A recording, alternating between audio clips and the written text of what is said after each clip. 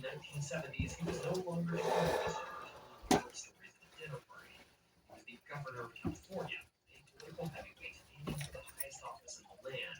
But as his status grew, so did his proximity to the unexplained.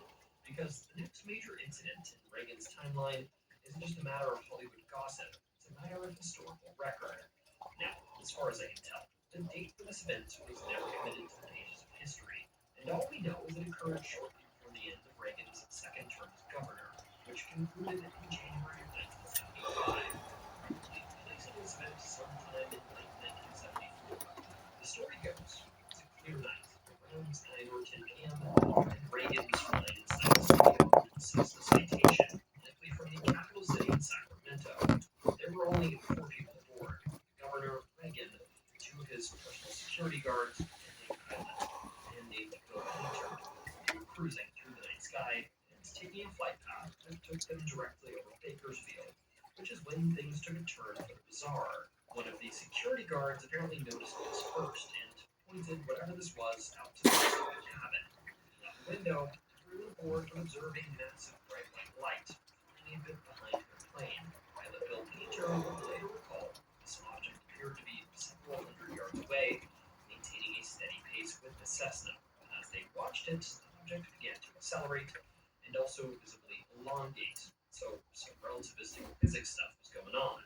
According to Bill Painter, the UFO went from a normal cruise speed to a fantastic, unbelievable speed instantly, and to the amazement of everyone on board, like suddenly shot upward at a 45-degree angle and vanished into the night sky. And unlike the 1950s incident, we know exactly what Reagan thought about this encounter, because he let it slip to the press. See, a week after this flight, Reagan was talking to Norman C. Miller, who was the Washington bureau chief for the Wall Street Journal. And Reagan, excitedly, told Miller, "We followed this thing for several minutes. It was a bright white light, and all of a sudden, to our utter amazement, it went straight up into the heavens." And I find it funny, according to Miller, because as soon as those words left Reagan's mouth, a look of horror came over the governor's face. If I were to You're guess, living in the probably Simpsons, realized Pennsylvania, and the Carolinas, office of the president should probably not speak with your publicly honcho ass, the fucking and it sort Redbeard. of still is a taboo topic to non weirdos. Regardless, because of this, we know the future president had chased a UFO over the California desert, and that there were witnesses. Now, for a I while know after so. this, Reagan got quiet on UFOs publicly.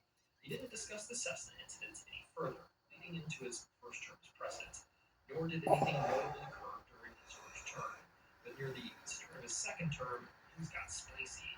By the time 1985 rolled around, Reagan was still president. He was navigating the absolute peak of the Cold War. The You stakes looking at could me, not get Pittsburgh? higher. Global thermonuclear destruction was an everyday fear, and all that. However, behind closed doors, Reagan was about to pull off one of the most bizarre diplomatic moves in human history. So let me be the first to tell you, the events here are told Trying to differently say I'm from an Geneva, Florida. average They're not Asian hurricanes or American nuclear or disasters, regular but Asian it was Geneva, Switzerland, proclaiming to November be Asian. 1985. Here, President Reagan was meeting face to face with the Soviet General Correct. Secretary Mikhail Gorbachev for a high stakes summit aimed at slowing down the nuclear arms race. I personally have to imagine the tension was high here. However, perhaps in a move to break the ice and establish some form of I'm personal connection, proclaiming to be Reagan did something Asian. that, as far as I can tell, was totally unscripted. He suggested that the two men ditch their massive By teams, Aaron Jones, advisors, and cabinet Chris members and Bird, take a private walk down to a nearby lakeside Jameson cabin known Stein, as the Fireside House. And Elaine, here, with only their and private Spencer. interpreters trailing behind them, the two most powerful men on Earth sat down by the fireplace. And Reagan, entirely out of nowhere, looked at Gorbachev dead in the eye and asked, "What would you do if the United States were suddenly attacked by someone from outer space? Would you help us?" Gorbachev, likely wondering if the American president had completely lost his mind, took a beat and replied, "Tell me Claiming about it." to be Reagan Asian. smiled and said, "Me too.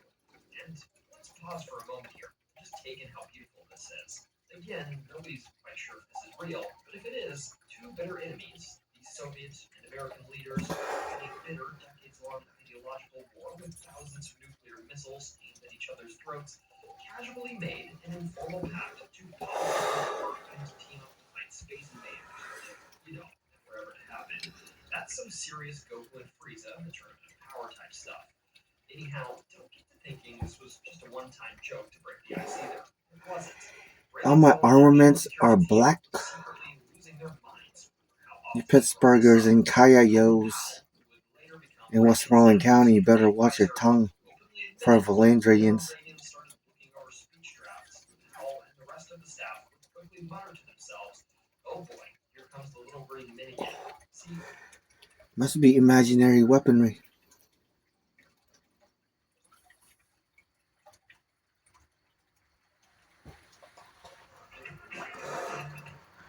If you guys are real, you can find me on my online stuff.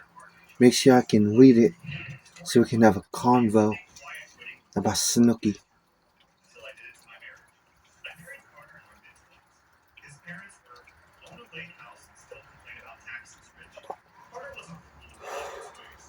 No screaming, And how you Pittsburghers and you Pennsylvanians think, not think, you guys know for sure. including my feelings. When I said I wanted to go back to school, he laughed like I'd pitch a stand-up. Snooki is my dad. Translation. You guys positive? He had everything I approve of. The final straw was at his mother's birthday dinner. I offered to cover the tip because the server had been sprinting all night. Carter slid my wallet back into my purse like it was contaminated. I think you guys are positive. She gets weird about money. Everyone chuckled. This is